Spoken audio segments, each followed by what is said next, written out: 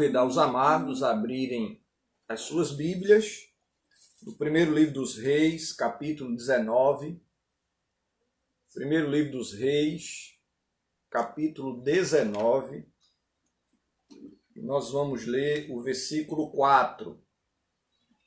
Primeiro livro dos Reis, 19, versículo 4. E assim diz a palavra do Senhor. Ele mesmo, porém, se foi ao deserto, caminho de um dia, e veio, e se assentou debaixo de um zimbro, e pediu para si a morte, e disse: Basta, toma agora, ó Senhor, a minha alma, pois não sou melhor que os meus pais. Eu quero convidar você a ir agora para o versículo 9.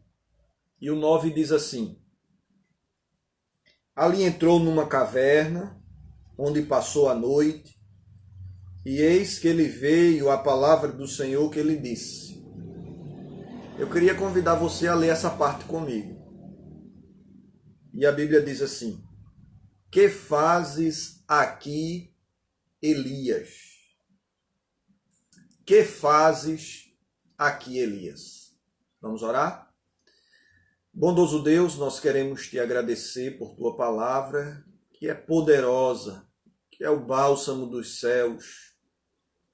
A tua palavra que é alimento para as nossas vidas. Então eu quero te pedir, Senhor, fala ao nosso coração. É assim que eu te peço, no nome de Jesus. Amém e amém. Que fazes aqui, Elias? Eu imagino que existem algumas perguntas que Deus nos faz que são extremamente confrontadoras.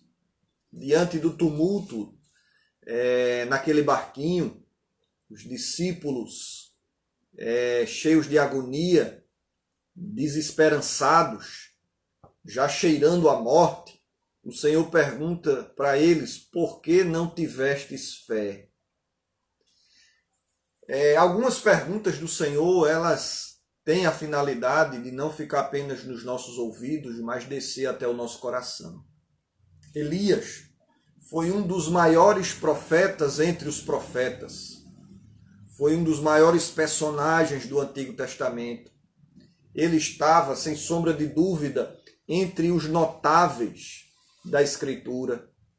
Por isso que a gente observa que naquele grande evento, que era uma espécie de antegozo da glorificação, uma espécie de antessala da glória, aparecem Moisés e Elias diante do Redentor. Entretanto, amados irmãos, apesar de toda essa graça, apesar de toda essa significância,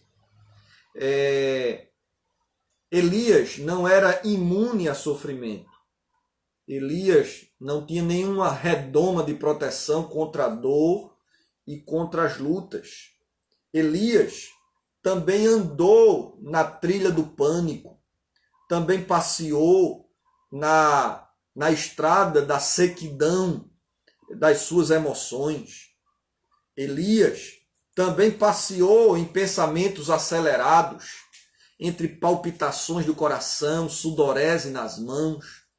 Elias também flertou com o fracasso, também namorou a morte, a ponto de cobiçá-la e desejá-la, dizendo: Basta, Senhor. Elias é um homem que transitou entre montes e vales, entre momentos de glória e momentos de medo.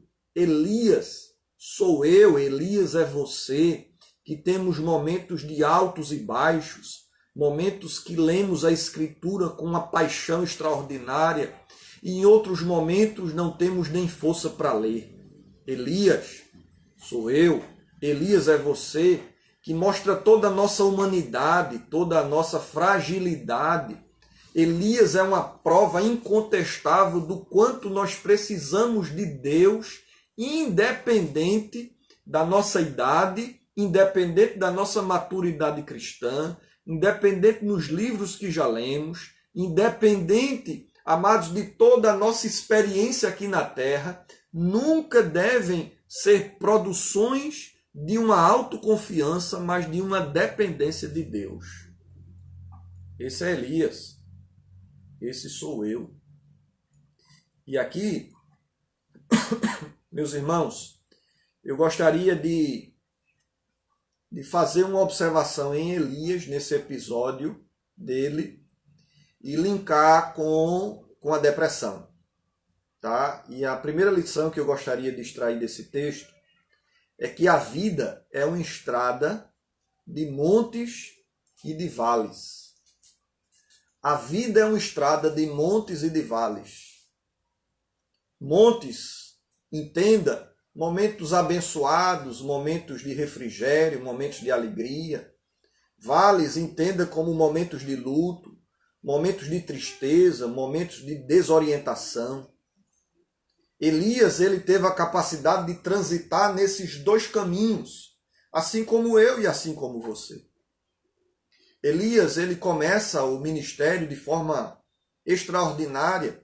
Se você observar, voltar aí algumas páginas da sua Bíblia, você vai ver que no capítulo 17, Elias recebe um chamado de Deus para profetizar a corte. Elias não participou de uma grande faculdade de teologia. Elias não estava entre os notáveis da academia.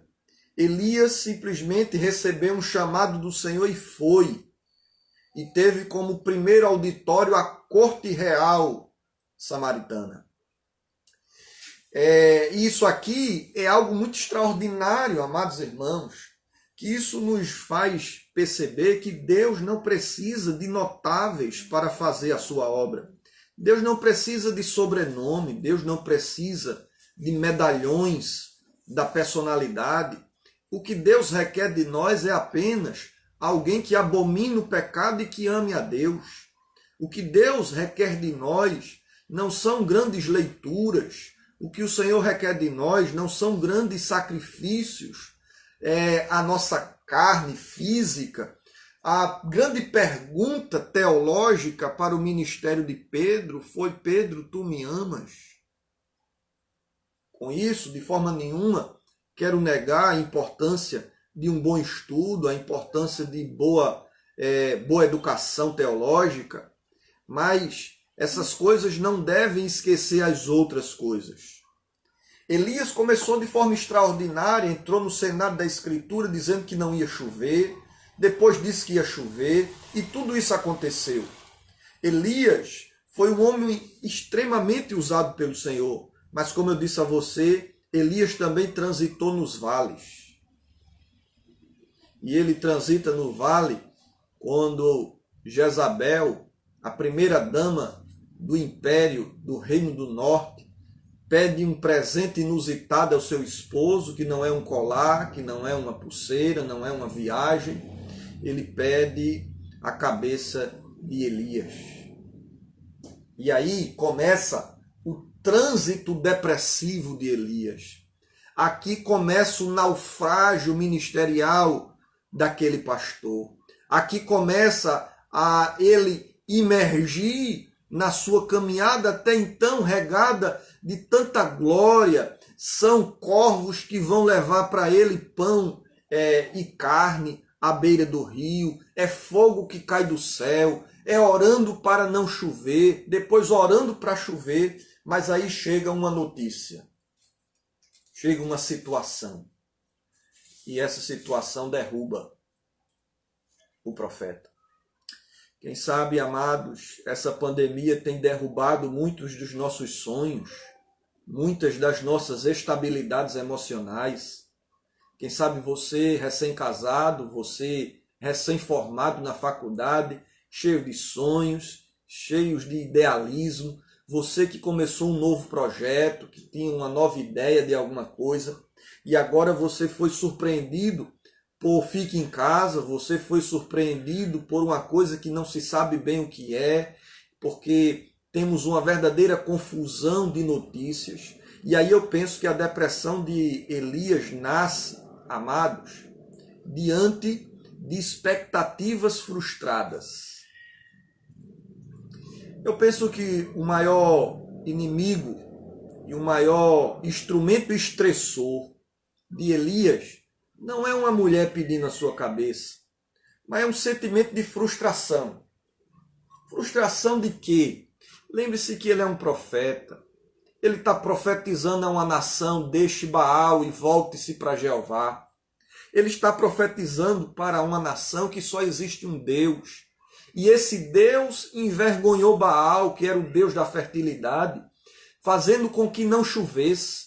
Esse Deus humilhou, zombou de toda a estrutura pagã daquela época da religiosidade, dizendo que enquanto vocês dizem que Baal é o Deus da fertilidade, é o Deus da chuva, o Deus verdadeiro que me enviou, ele disse não vai chover, e depois ele disse vai chover. Eu acho que o maior estressor da vida de Elias foi uma frustração que, apesar de tudo isso, apesar de Deus mostrar sua soberania sobre a natureza, Deus responder com fogo do céu, e diante de tudo isso, o que é que a nação faz? A nação se silencia diante da cabeça a prêmio do profeta do Senhor. Eu fico imaginando que ele não esperava isso.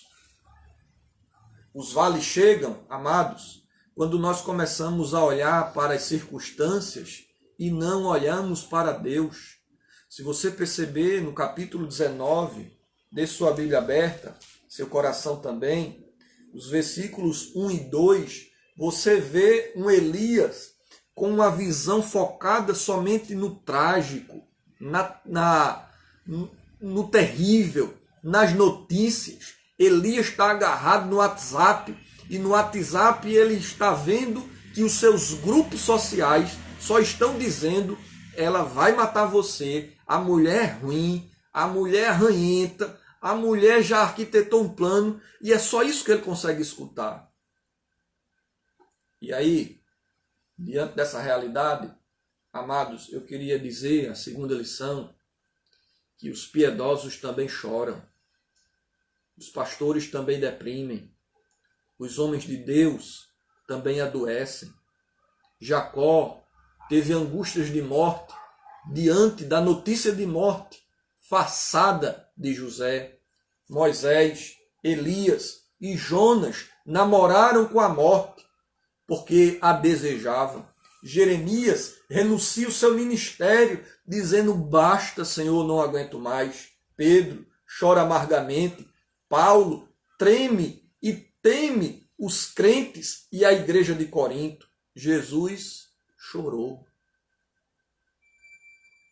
Isso mostra, amados irmãos, que todos nós precisamos ter uma humildade de ter uma sobriedade de vigilância extraordinária quanto a sintomas do nosso coração e do nosso físico também. É interessante, amados, que na teologia sempre tivemos, em especial na teologia reformada, uma preocupação extraordinária com a alma. Os puritanos, eles eram chamados de médicos da alma. E os puritanos foram um dos primeiros a desenvolver uma espécie de anamnese do sofrimento, uma espécie de anamnese da alma. E aí eles falavam, como médicos da alma, que toda doença melancólica ela poderia ter 3 raízes. Olha que interessante, estamos no século XVII e já se falava em tristeza excessiva. E os nossos pastores da época já falavam em melancolia, em doenças da alma. E eles falavam que existiam 3 causas para a melancolia. Eles diziam que existia uma causa circunstancial, ou que hoje a gente vai chamar de ambiental. Existe uma causa constitucional, ou seja, uma causa fisiológica, e aqui a gente já vê uma espécie de anamnese de doenças endógenas e exógenas. Olha que coisa extraordinária. E aí eles falavam de doenças espirituais. E aí o psiquiatra Viktor Frankl é o que vai falar que a natureza humana ela é constituída de corpo, ela é constituída de emoções e também de um lado espiritual. Olha que coisa extraordinária. É por isso que é muito estranho a fé protestante, um crente desinteressado com a alma. É muito estranho a história da teologia sã, percebermos crentes que ainda têm a ideia de que eu só devo adoecer daqui para baixo, daqui para cima, não. Numa espécie de teologia da prosperidade da psique. O teólogo puritano chamado Timothy George, que morreu em 1728, escreveu um tratado, amados irmãos, sobre aflições da mente e doenças da melancolia. Antes de grandes teóricos como o Pinel, escreveu seu tratado de medicina e de filosofia da doença mental ou da mania. Vê que coisa linda, amados irmãos, é a tradição reformada preocupado com a alma. E aí, eu gostaria de, fazendo essa peregrinação, falar um pouquinho sobre depressão. O que é a depressão? A depressão nos nossos dias tem sido algo muito vulgarizado, porque às vezes a gente está triste e acha que estou deprimido. A gente teve uma desavença e isso atacou as minhas emoções e eu acho que estou deprimido por conta disso. A palavrinha depressão ela vem do latim, que significa uma pressão para baixo.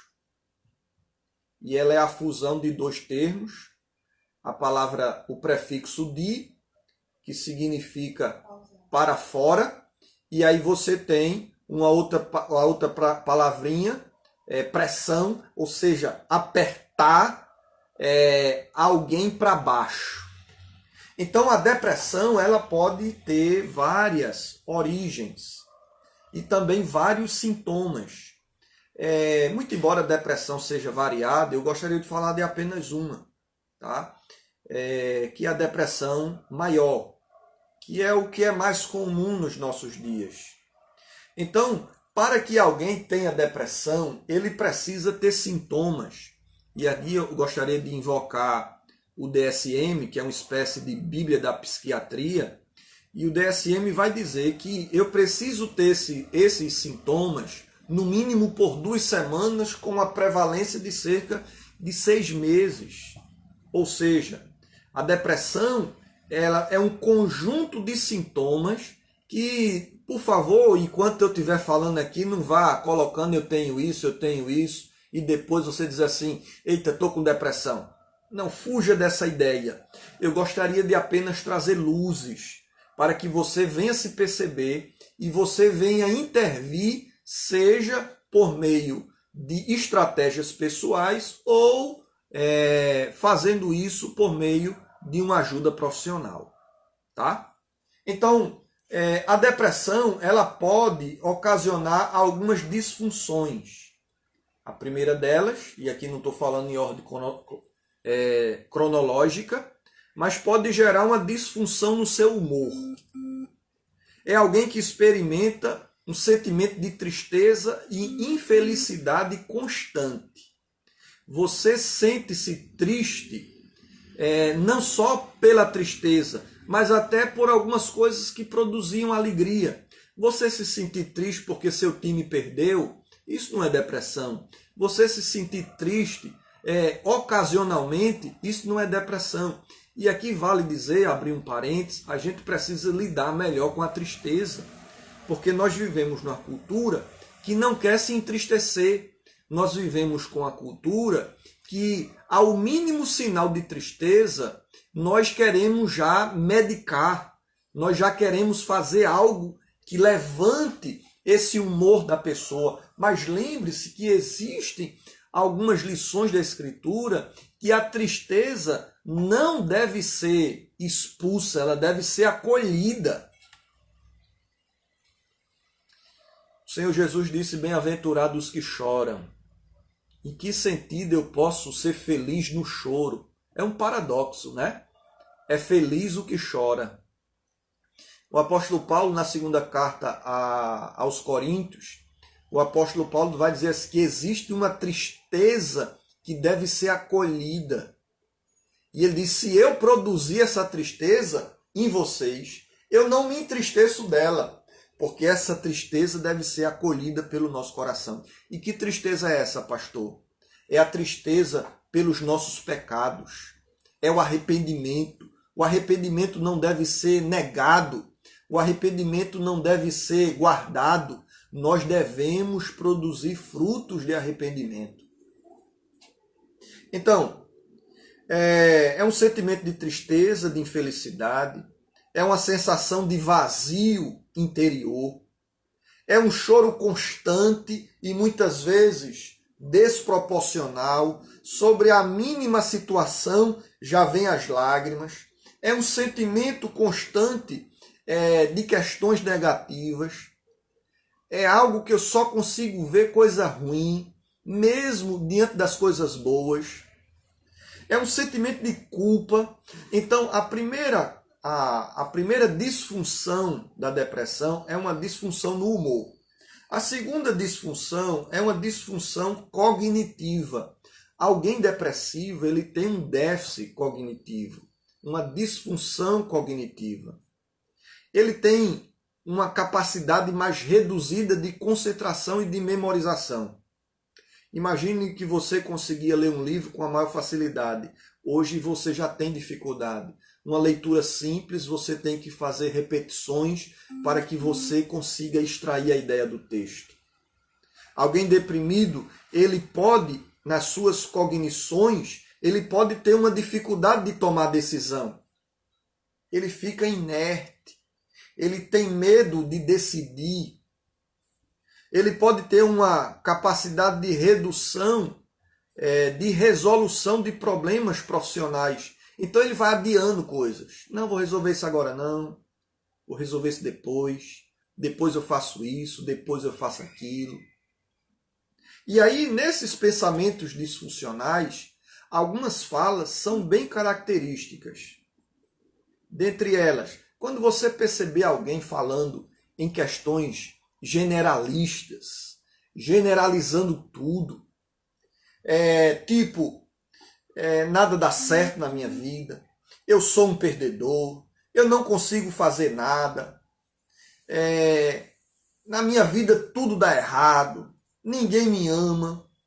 E perceba essas palavras disfuncionais em Elias. Elias diz duas coisas que me chamam a atenção aqui no texto. Ele diz, eu não sou melhor do que os meus pais. E ele diz, eu fiquei só. Ou seja, ninguém me entende. Ou seja, não existe piedosos como eu. Todos foram mortos ou apostataram da fé. Eu estou sozinho. Isso é um pensamento disfuncional. Isso é uma dissonância cognitiva.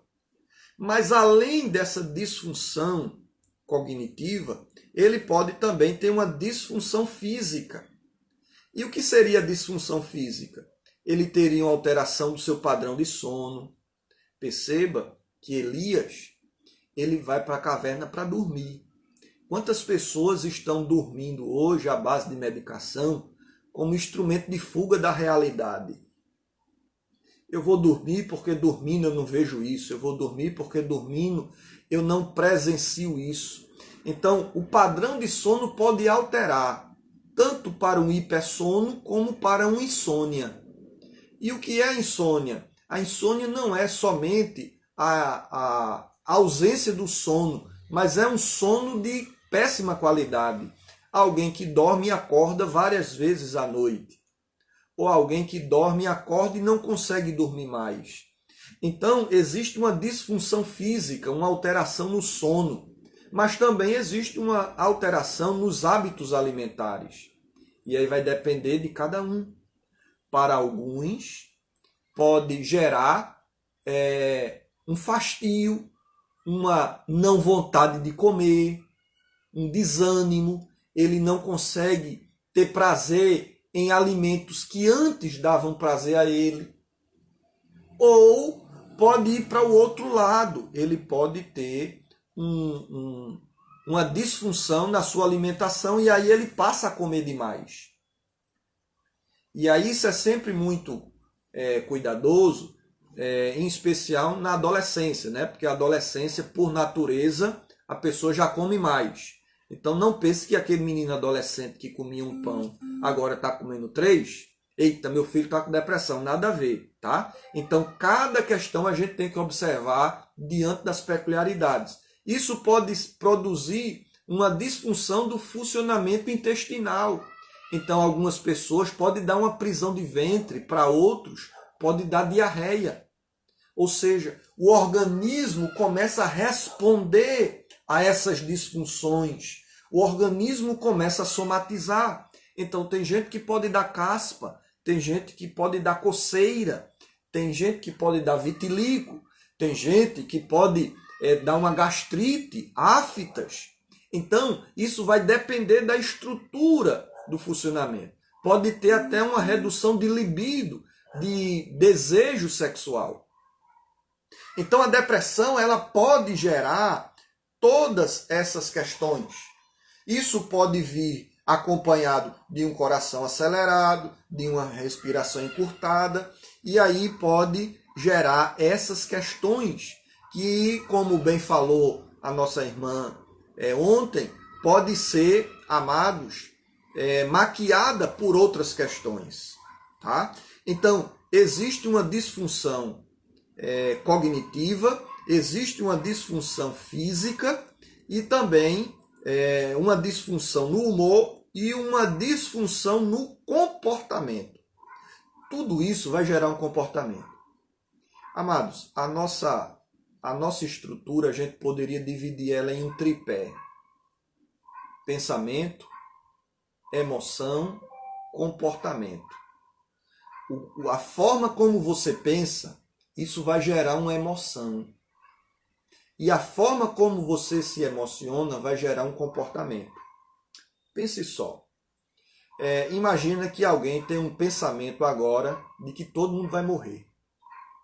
De que o Brasil vai quebrar. De que os seus sonhos vão ser interrompidos. Ele estava querendo fazer um mestrado, não vai poder fazer mais. Ele estava querendo trocar o carro, não vai poder trocar mais. Ele estava querendo casar, não sabe nem quando é que pode casar. Eu recebi um convite recentemente para fazer um casamento online. E esse pensamento fixado vai gerar uma emoção. Que emoção é essa? Depende de cada um. Em alguns pode gerar uma emoção de tristeza. Puxa vida, nada na minha vida dá certo. Sempre tem uma coisa. Sempre tem um problema. Sempre tem uma dificuldade. Então pode gerar uma tristeza. Essa tristeza vai gerar um comportamento. Que comportamento é esse? Depende da pessoa. Geralmente, essa pessoa vai ter uma vida mais reclusa, uma vida mais retraída. Por quê? Porque o pensamento vai gerar uma emoção, a emoção vai gerar um comportamento. Então, essas pessoas, nessa disfunção comportamental, pode gerar o quê? Uma negligência quanto às suas responsabilidades ordinárias. E aí o camarada que era tão diligente, ele começa a ser negligente diante de alguns afazeres. Então, ele trabalhava todo dia, ele começa, não, hoje eu não vou. Ele pagava as contas com bem antecedência, preocupado com aquilo. Agora ele paga as contas com atraso, e não porque não tem dinheiro, ou porque é um velhaco, mas porque existe esse distúrbio comportamental. Com isso não quer dizer que todo mundo que atrasa é porque está com depressão, tá? Vai haver um descuido na sua aparência física. Então imagina aquela pessoa que era bem vaidosa, ia fazer as unhas toda semana, penteava o cabelo com muita regularidade, era muito arrumadinho, e agora ele já não se importa mais, porque essas coisas têm um outro valor para ele. dentro dessas disfunções comportamentais pode haver um isolamento, um afastamento de amizades, um afastamento da igreja, um afastamento da família, um afastamento da própria esposa, mesmo dentro de casa. Estão dentro de casa, mas funcionam como pessoas que estão distantes. O fato de nós estarmos em família em casa, amados, não significa dizer que ainda estamos juntos. Porque a gente pode estar separado mesmo dentro de um mesmo ambiente. Você pode estar separado mesmo sentado no sofá. Quando um está assistindo a televisão, o outro está no WhatsApp, o outro está no tablet. Então, perceba que Elias também dá esse sintoma. No capítulo 19, versículo 3, a Bíblia diz que ele deixa o seu discípulo. E no versículo 4, ele parte autonomamente para o deserto. É interessante que até o capítulo 17, começando do 17 até o 19, Elias só se move diante da orientação de Deus. E Deus manda, ele vai. Deus manda, ele vai. Deus diz, fica aqui, ele fica. Só que diante da ameaça, ele começa a agir autonomamente. Ele entra no automático. E ele diz assim, fica aí que eu vou embora. Isso é típico de disfunções de comportamento, a busca pelo isolamento. E aí o que é que ele faz? Ele se refugia na caverna. Ele entra na caverna e fica lá. E lá ele começa a ter pensamentos de morte. Lá ele começa a namorar com o ponto final da sua existência. E lá também a gente aprende que ele começou a ouvir a voz do Senhor. Lá ele teve uma intervenção da graça. Lá a misericórdia alcançou seu coração com uma pergunta extremamente confrontadora. E a pergunta é, que fazes aqui, Elias? Meu filho, o que é que você está fazendo aqui?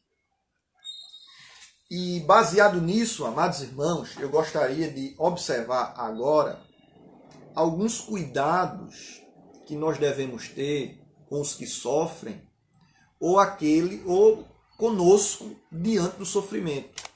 De repente você olhou para algumas coisas e você disse, eita, eu acho que eu tenho isso aí. Eita, eu acho que eu estou com uma disfunção cognitiva. O meu comportamento está distorcido. O que é que eu faço? E aqui eu gostaria de convidar você a observar o texto que é extraordinário, amados irmãos. John Stott disse que a Bíblia é mais atual do que o jornal de amanhã. Então, como é que Deus tratou Elias? Perceba que primeira coisa que Deus faz aqui é que Deus leva comida para Elias. Então, como é que eu vou tratar sintomas depressivos? Primeiro, uma boa alimentação. Os antigos estudiosos, eles diziam que nós precisamos, na intervenção a doenças psi, a ter uma boa mente, mas também um bom intestino. Então você precisa dar uma ajeitada aí na sua comida. Como é que está a sua comida agora? Está comendo muito? Está comendo pouco? A comida é de qualidade ou é comidas prontas? E aqui eu gostaria de convidar você a ter um cuidado com a sua alimentação. Sabe por quê, amados? Porque nós somos também o que comemos, fisiologicamente falando. Então, algumas coisas que você deve evitar. Evite comidas prontas. Tente comer de forma mais saudável. Tente comer comidas que vai produzir. E que comidas são essas, pastor? Olha, tenta fugir de açúcar. Refrigerante. Pastor, e o refrigerante diet? O refrigerante diet também é é um agente prejudicial da nossa saúde. Sabe por quê? Porque as comidas diet, geralmente, eles têm muito sódio, tem muito sal. E isso vai produzir retenção de líquido. Isso vai produzir uma disfunção do funcionamento do seu corpo, o açúcar. Isso vai ser terrível para você. Esses refrigerantes com gás, água com gás, você precisa tomar água. Porque imagina você que está tomando uma medicação e a sua corrente sanguínea não está correndo como é para correr. Lembre-se que o nosso funcionamento ele é extremamente composto de água. Então você precisa beber água. Então fuja de adoçantes artificiais. Porque o adoçante artificial ele vai produzir uma quebra na produção da sua serotonina. Ou seja, o hormônio que pode gerar bom humor, bem-estar, vai ser interrompido. E isso vai produzir tristeza. Então, isso é uma falsa ideia. Eu vou tomar um refrigerante para eu ficar feliz. Eu vou comer isso aqui porque eu vou me sentir melhor. Eu preciso de um novo chocolate. Eu preciso de uma nova comida. E você está comendo algo que vai ter a sensação de ficar bom, mas que vai trazer um efeito colateral depois. Fuja da cafeína. Você que gosta de um cafezinho, né? E está irritado, nervoso, brigando com a mulher, dando chute no cachorro. Você que está aí brigando com o vento em casa. Você que olha para o celular e já fica falando sozinho, resmungando. Deixe de tomar café. Isso pode ajudar você. E uma outra coisa, amados, dentro da alimentação. Evite álcool. Eu acho que a indústria do álcool, nesse momento, não está passando por nenhuma crise. Porque os índices de consumo só têm crescido. Então procure boa alimentação. Então corrige o seu intestino, corrige a sua alimentação. Perceba que, segundo lugar que ele faz aqui, amados, é que ele dorme. Deus não chega e diz assim, ei, levanta, levanta, deixa de preguiça, vamos embora. Ele dorme.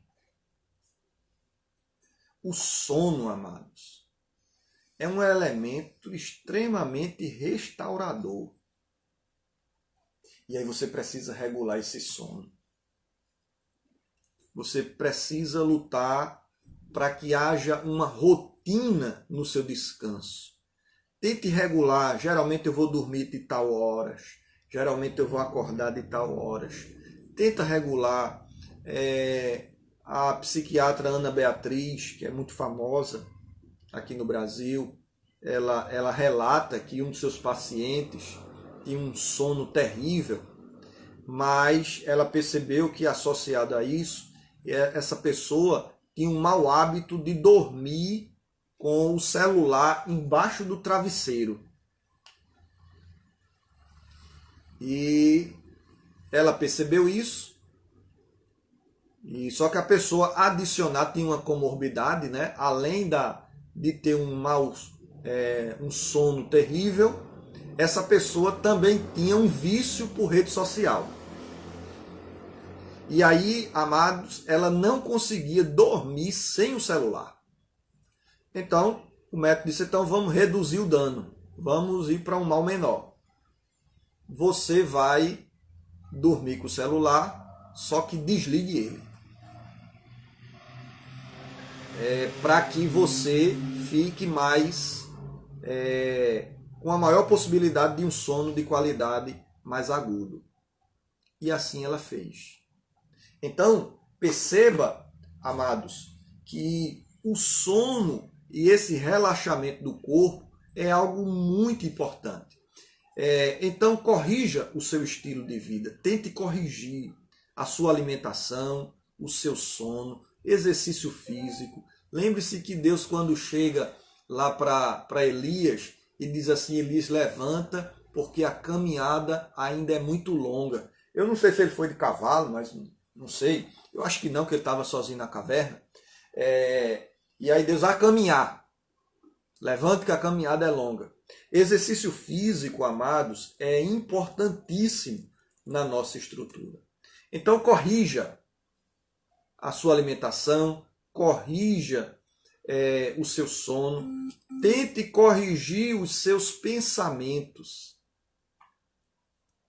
Porque em tempos de crise, e isso é muito comum em depressivo, que ele é muito negativo, entenda negativo aqui, no sentido de muito pessimista, então ele só vê o caos. Para ele todo mundo vai morrer, ou ele age como se fosse. Para ele todo mundo vai quebrar, ou ele age como se fosse. Para ele todo mundo vai sair com danos. Pelo menos ele age como se fosse. Então tente corrigir os seus pensamentos. Então é muito importante, diante de pensamentos negativos, você tentar racionalizar ele e ver o quanto ele é importante. Por exemplo, imagine um cara que ele está muito preocupado com a economia do país e ele diz assim: o Brasil vai quebrar, o mundo vai quebrar. Acolha esse pensamento e agora eu vou validar ele. O Brasil quebra ou algum setor da economia quebra. Porque a bebida está em alta. As empresas de streaming estão em alta. Netflix e outros aí. Alguns setores estão crescendo.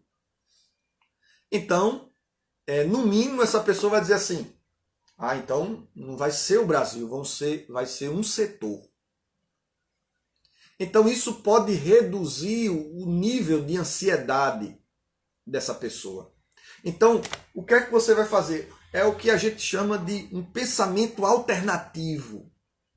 Então vem aquele pensamento destrutivo, eu vou levantar um alternativo para ver se existe um maior conforto e para ver se aquele pensamento é verdadeiro.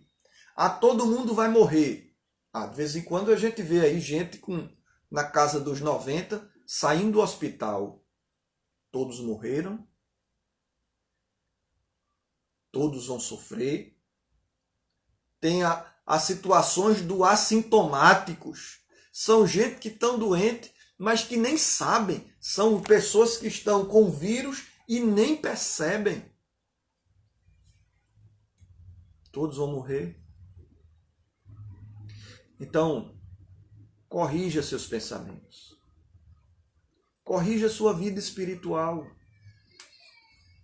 Existem pecados ocultos, não confessados. Corrija. Amados irmãos, a Bíblia diz que tomar a mesa do Senhor indignamente, que gera morte, que gera doença. Por isso que há entre vós muitos fracos e doentes e não poucos que dormem. Pecados escondidos, pecados ocultos, não confessados. Então corrija a sua vida espiritual. Perdoe, ame, aproveite esses momentos. Amados, eu como pastor já participei de muita cerimônia fúnebre e eu já escutei muita frase bonita para defuntos que eles nunca vão ouvir. Eu já vi muitas coroas de flores belíssimas, mas que o defunto nunca vai cheirar. Então aproveite esse momento para reconciliar. Aproveite esse momento para mandar um abraço, uma mensagem. Então tenha essa correção. E aí, para terminar, eu gostaria de mandar aí algumas recomendações para aqueles que convivem com depressivos, mas que não são depressivos. Como lidar? Porque a depressão é algo tão complexo, amados, que às vezes a gente não sabe lidar com aqueles que estão do nosso lado. E é uma complicação, porque nem o depressivo se entende, nem a pessoa se entende e fica aquele conflito dentro de casa. Então, em primeiro lugar, no trato com depressivos, estude sobre o assunto. Leia sobre o assunto. Investigue para que você tenha uma compreensão melhor. Segundo, Tenha compaixão. Padeça com. Né? Sinta aquela dor. Jesus Cristo sempre fazia isso. E tendo tido compaixão, e Jesus se compadeceu. Então tem um olhar mais empático, mais pessoal. Apoie.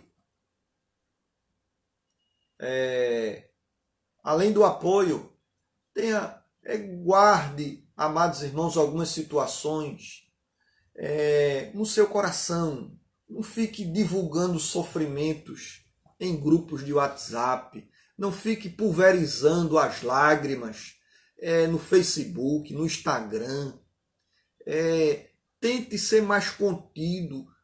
Ore a Deus pedindo pessoas para andar com você, para chorar com você, para lamentar com você. Peça a Deus essas pessoas para que venham andar lado a lado com você. Respeite essa dor do outro. A dor é muito subjetiva, amados. O que para um pode ser algo terrível, para outro pode ser uma tragédia. Então, não faça medições do sofrimento do outro à luz dos seus sofrimentos e das suas fitas métricas. Porque a dor tem um caráter subjetivo. Tá? Então, fale com amor, com cuidado, ore. Porque existem momentos, amados, na vida de um depressivo, que o que ele mais precisa não é de uma palavra, é da graça de Deus, ajudando ele para sair dessa situação. Então, que Deus esteja nos ajudando nessa caminhada, no nome do Senhor Jesus, tá certo? Nós vamos abrir para algumas perguntas. E se você tiver alguma pergunta, aí pode fazer e nós vamos encerrar aqui a nossa live, tá bom? Então, muito bem. Edinalda, um abraço para você, Edinaldo, um abraço para Márcia, para Messia, para Maria José.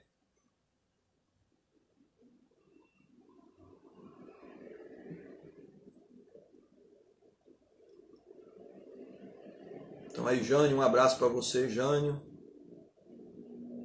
Então, se você quiser perguntar alguma coisa, quiser comentar alguma coisa, então vai falando aí e nós vamos tentar conversar sobre esse assunto tão contemporâneo e tão atual dos nossos dias. Certo? Amados, nós estamos aí na nossa série E Agora José, e nós estamos aí na parte de psicologia, reflexões psicológicas. Muito bem. Então aqui, Nayane, como ajudar um depressivo mesmo distante? Muito bem. Boa pergunta, Nayane. A primeira coisa, a distância, é orar. Né? Ore por ele, peça a Deus que venha intervir nessa situação. Você pode fazer ligações, dependendo do grau de proximidade com essa pessoa. Você pode conversar pelas redes sociais. As redes sociais têm distanciado os próximos e têm aproximado os distantes. Então a rede social pode ser um bom instrumento de diálogo com essa pessoa, né? De um diálogo empático, de escutar essa pessoa e ter a sabedoria de confrontar na hora do confronto também. Né? Porque às vezes o depressivo pode ter alguns traços narcisistas também, e aí o camarada só quer fazer o que ele quer. E às vezes ele se esconde, ou ele pode ter, não estou dizendo que é todo mundo, tá? Mas ele pode ter um refúgio na doença como justificativa daquele comportamento. E isso é sempre algo muito perigoso e muito presente na vida de muitas pessoas que têm esse transtorno. Então aí orar, ligar para ele, manter esse contato à distância, e aí saber como você pode ajudar a partir da pessoa lá, tá certo? Então aí um abraço para Ananda, Deus abençoe a Ananda, tá grávida, né? Deus abençoe aí. Como fazer outros crentes entenderem que depressão não é do diabo?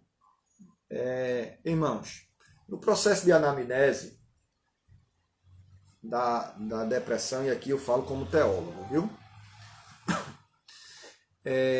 No processo de anamnese da origem da depressão, ela pode ser múltipla. A depressão pode ter um fator genético, a depressão pode ter um fator biológico, ela pode ter um fator ambiental, ela pode ter um ambiental que eu falo uma circunstância, um luto, um divórcio, uma situação não compreendida, não absorvida, tá?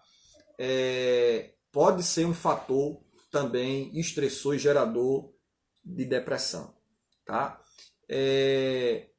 Pode ser também uma manifestação do juízo de Deus, pode também, tá? Pode ser um ato de incredulidade diante de uma situação que o camarada não conseguiu olhar numa perspectiva ambiental, ele gerou uma ansiedade, uma agonia nele. Diante disso, imagina alguém, por exemplo, que colocava no filho um valor desproporcional. Se meu filho morrer, eu morro. Uma espécie de idolatria do filho. Aí essa pessoa perde o filho, se descompensa, se envereda numa depressão extraordinária. Isso pode ser também um elemento de pecado. Por quê? Porque ela pode estar dando um valor àquele ser, muito embora muito importante, mas que o local, a pessoa que deve ser insubstituível nas nossas vidas é somente Deus. Então pode ter essa característica também. Então como responder essas pessoas que acham que a depressão é do diabo? Aí é informação, paciência, leitura, né? E o confronto sadio. Tá? O confronto sadio. Então, por exemplo, se alguém acha que a depressão é do diabo e tem que fazer uma corrente, uma oração, porque algumas pessoas que têm depressão encontram refrigério por meio de profissionais da área de saúde que não invocam nenhum elemento religioso. Então, se não tem nenhum elemento religioso na ciência, ali naquele momento do set terapêutico, nas sessões, então como é que ele ficou bom se era o diabo? O diabo vai ser expulso por Freud? O diabo vai ser expulso por Piaget? Certamente que não, né? Então, essa discussão, assim, devolvendo a ele, tá bom, é do diabo. Mas como é que você explica que o camarada tomou uma medicação e ficou boa? O diabo sai por antidepressivo? Por remédio? Também não sai, né? Então seria uma forma aí de colocar essa questão. Os pensamentos vêm sem o controle da pessoa. Como controlá-los? Muito bem. Então aqui, amados, a questão eu preciso observar se esses meus pensamentos são verdadeiros. E aí, quando eu começo a validar esses pensamentos e dizendo assim, olha, eu estou com um problema grave, mas será que ele é tão grave quanto eu estou dizendo que ele é? Então, a forma de você controlar não é batendo na cabeça dizendo, sai daí. A forma de você controlar é dialogar com eles e dizer assim, até que ponto isso é verdade. Tá? Perceba que os salmistas faziam isso com muita frequência. Por que estás abatido, ó minha alma? Por que se perturbas dentro de mim? Então, é conversar com esses pensamentos, esvaziar o valor que a gente dá a ele de forma demasiada, e aí a gente vai ter vamos ter uma tendência a minimizar. Agora, se o pensamento é muito descontrolado, aí quem sabe já pode ter uma intervenção por meio de medicamento. Aí só o profissional vai poder mediar isso aí. Pessoal, nós vamos encerrar nossa live. Eu queria agradecer a vocês que estão aqui conosco, tá?